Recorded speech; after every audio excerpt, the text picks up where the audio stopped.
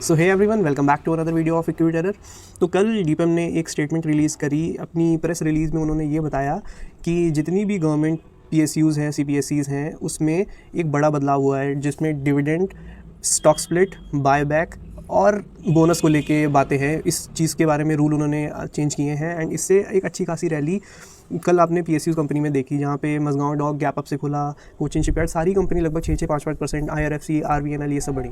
तो सबसे पहले आप ये जान लो कि ये जो रूल्स इन्होंने बनाए हैं, जो रूल चेंज किए हैं, वो पीएसयू सीपीएसई, इंश्योरेंस कंपनी और बैंकिंग कंपनी पर अप्लाई नहीं होगा। तो इंश्योरेंस और बैंकिंग कंपनी को आप साइड रखो, बाकी जो जितनी भी डिफेंस, रेलवे, ये सब कंपनीज हैं, इन पे बेशक अप्लाई होगा। तो जहाँ मझगांव डॉक इतना ज़्यादा गिर चुका है, कोचिन शिपयार्ड इतना ज़्यादा गिर चुका है, मझगांव डॉक, कोचिन शिपयार्ड, इरेडा, गार्डन रीच, RVNL सब हाई से इतने ज़्यादा गिर चुके हैं कि कोचिन शिपयार्ड को तो 120-125% यहाँ से बढ़ना पड़ेगा अपना 3-4 महीने पहले का हाई छूने के लिए। वहीं मझगांव डॉक को 55%, इरेडा को 65%।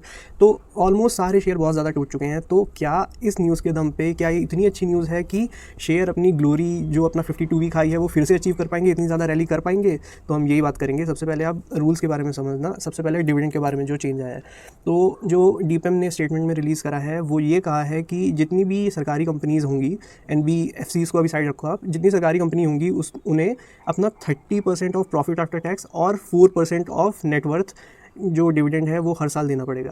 तो ये डिविडेंड यील्ड को साफ साफ बढ़ा देगा। जिन कंपनीज़ की डिविडेंड यील्ड कम है या फिर जो डिविडेंड कम देती है, उन्हें कंपलसरीली अब ज़्यादा देना पड़ेगा। एंड दूसरा, अगर कोई NBFC सरकारी कंपनी है, उसे तो मिनिमम 30% पैट का देना ही पड़ेगा, मतलब प्रॉफिट आफ्टर टैक्स का 30% देना पड़ेगा। तो ये सिंपली जो डिविडेंड यील्ड होती है कंपनीज़ की, वो बढ़ा देगा ये रूल। जो दूसरा पॉइंट है वो बायबैक से रिलेटेड है। तो डीपीएम ने ये कहा है कि अगर कोई कंपनी, सरकारी कंपनी, मतलब इंश्योरेंस और बैंकिंग कंपनी को साइड करके कोई सरकारी कंपनी है, उसका शेयर प्राइस बुक वैल्यू से लास्ट 6 मंथ में कंसिस्टेंटली कम चल रहा है, शेयर प्राइस बुक वैल्यू से कम चल रहा है, तो वो कंपनी बायबैक के लिए अप्लाई कर सकती है, मतलब बायबैक की अनाउंसमेंट कर सकती है। बस शर्त ये है कि नेटवर्थ 3000 करोड़ से ज़्यादा होनी चाहिए उस कंपनी की और कैश 1500 करोड़ से ज़्यादा होना चाहिए बैलेंस शीट में।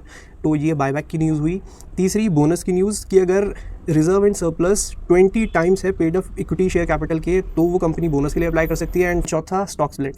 अब इस रूल में ये है कि अगर किसी कंपनी, किसी सरकारी कंपनी का जो शेयर प्राइस है वो फेस वैल्यू के 150 टाइम्स चल रहा है, तो वो स्टॉक स्प्लिट के लिए अप्लाई कर सकती है। मतलब कि अगर किसी की फेस वैल्यू 10 रुपये है तो 1500 रुपये अगर शेयर प्राइस है, उससे ज़्यादा है, तो वो स्टॉक स्प्लिट दे सकती है। एंड कूलिंग पीरियड भी होना चाहिए। अगर दो स्टॉक स्प्लिट कर रही है कंपनी, तो 3 साल का कूलिंग पीरियड भी होना चाहिए। तो एंड ये जो 150 टाइम्स फेस वैल्यू से ज़्यादा शेयर प्राइस चलना है, वो लास्ट 6 मंथ्स में कंसिस्टेंटली चलना पड़ेगा, नहीं तो स्टॉक स्प्लिट नहीं कर सकती वो कंपनी। तो मोटा सार यही है कि इस न्यूज़ का, इस अनाउंसमेंट का कुछ बहुत ज़्यादा तोड़फोड़ इम्पैक्ट नहीं पड़ने वाला। हाँ, ये कंपनीज ऑर्डर बुक पे हमेशा से चलती हैं मोस्टली, एंड अब थोड़ी सी पॉजिटिविटी ही इन कंपनीज़ को थोड़ा सा स्टॉक प्राइस में रिकवरी दे सकती है। एंड कल हमने देखा 5 से 6% मोस्टली सरकारी कंपनीज बढ़ गई थी इस न्यूज़ के दम पे। तो डिविडेंड यील्ड में थोड़ी सी पॉजिटिविटी अगर आप ढूंढनी है तो डिविडेंड यील्ड में ढूंढ सकते हो कि कंपनीज़ की, जो कंपनी 30% पैट का और नेटवर्थ का 4% से कम पे कर रही थी, उन्हें कंपलसरीली ज़्यादा पे करना पड़ेगा, तो इनकी डिविडेंड यील्ड कंपनीज़ की बढ़ जाएगी, तो थोड़ा बहुत अट्रैक्टिव हो जाएंगे। लेकिन ऐसा कुछ तोड़फोड़ नहीं हुआ कि इस न्यूज़ के ही दम पे इकलौता कि ये शेयर प्राइस अपनी वापस ग्लोरी अचीव कर लें, 150%, 100% बढ़ जाए।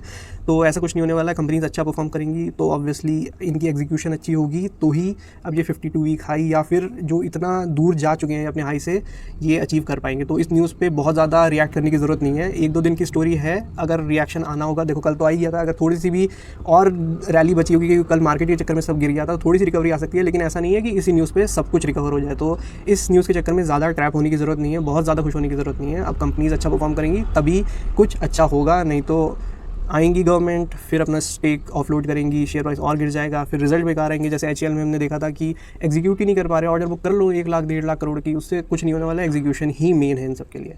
तो आई होप आपको वीडियो पसंद आई हो, समझ आई हो। तो वीडियो को पसंद आई हो तो वीडियो को लाइक करना, एंड चैनल पे नए हो, सब्सक्राइब ना किया हो तो गो एंड सब्सक्राइब चैनल। तो मिलते हैं ऐसी अगली वीडियो में। टिल देन, शबा खैर, बाय बाय।